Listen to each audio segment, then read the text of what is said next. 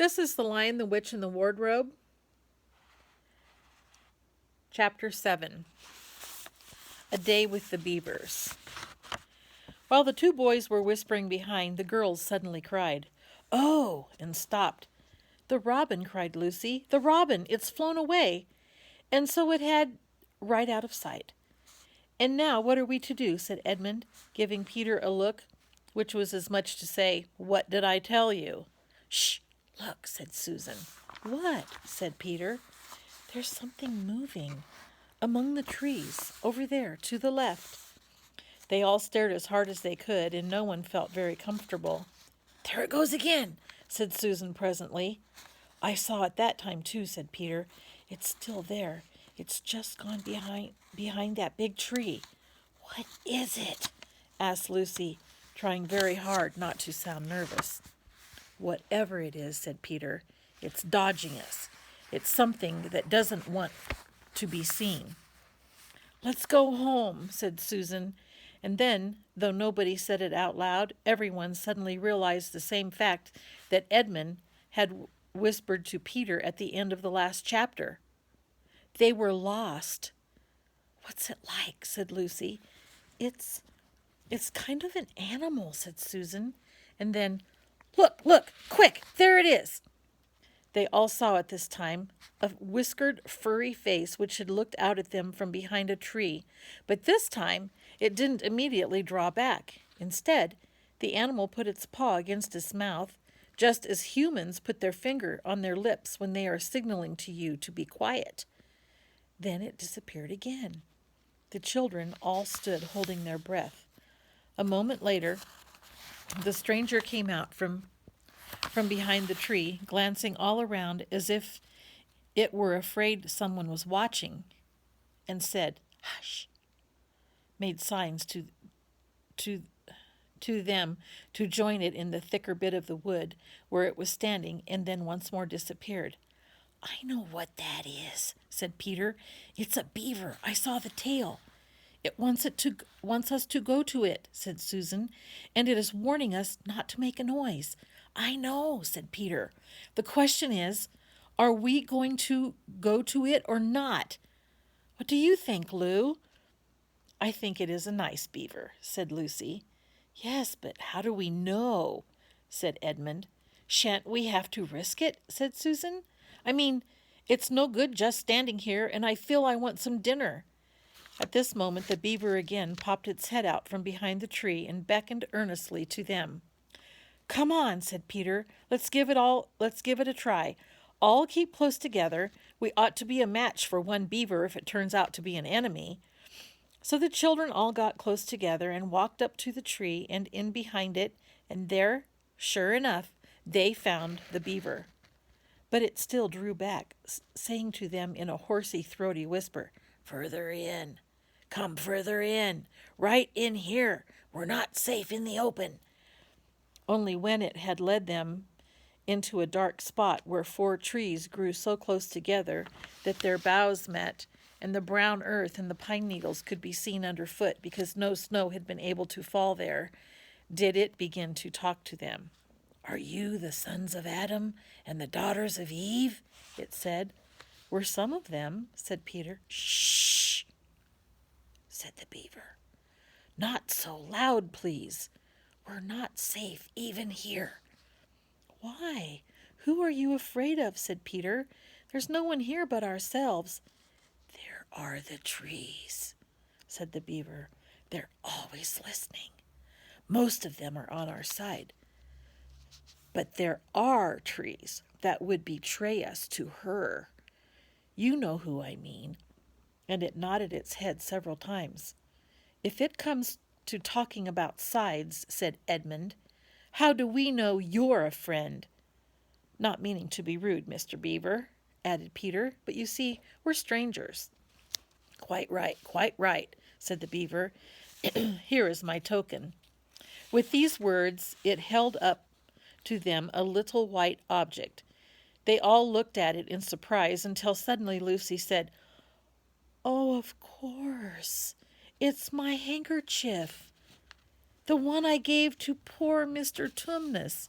"That's right," said the beaver. Poor fellow! He got wind of the arrest before it actually happened and handed this over to me. He said that if anything happened to him, I must meet you here and take you on to—" And here the beaver's voice sank into silence, and it gave one or two very mysterious nods.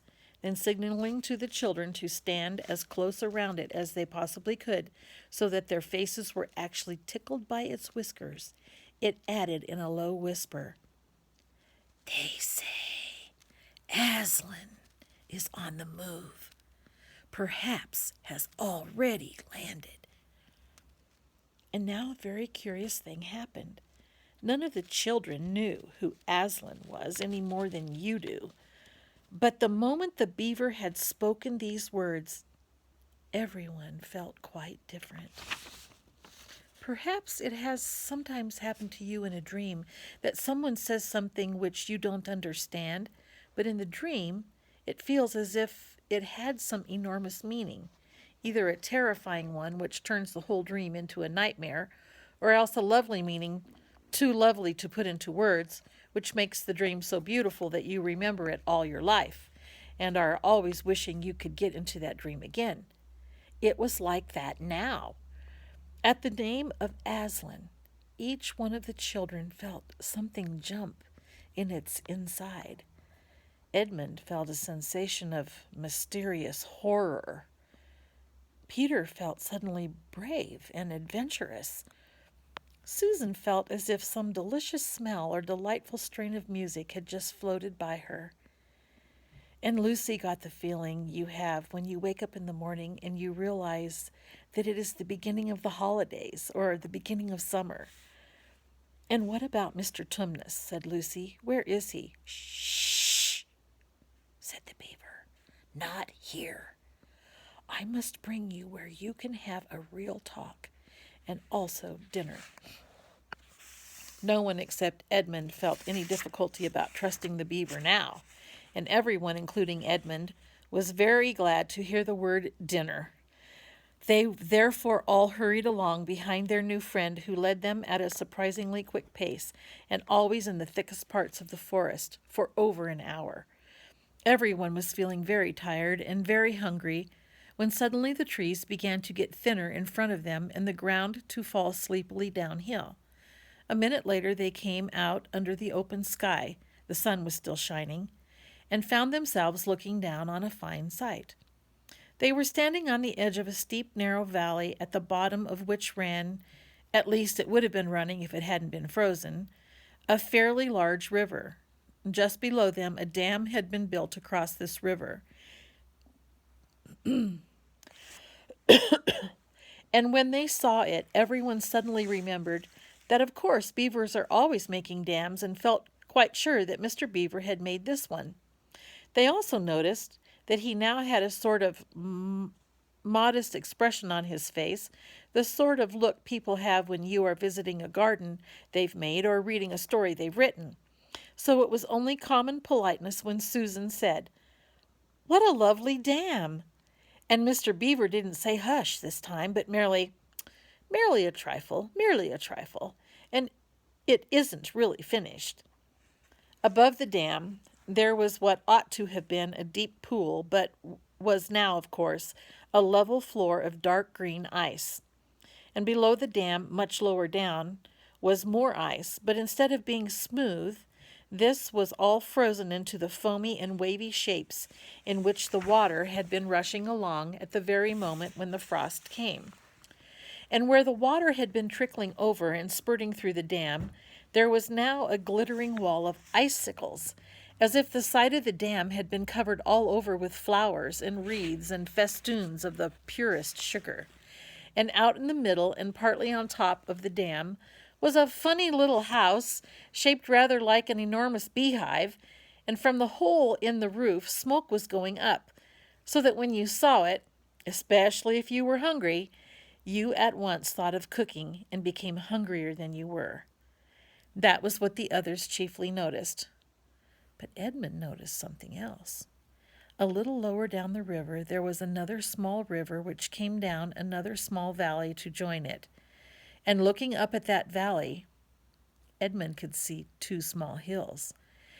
And he was almost sure they were the two hills which the White Witch had pointed out to him when he parted from her at the lamp post that other day.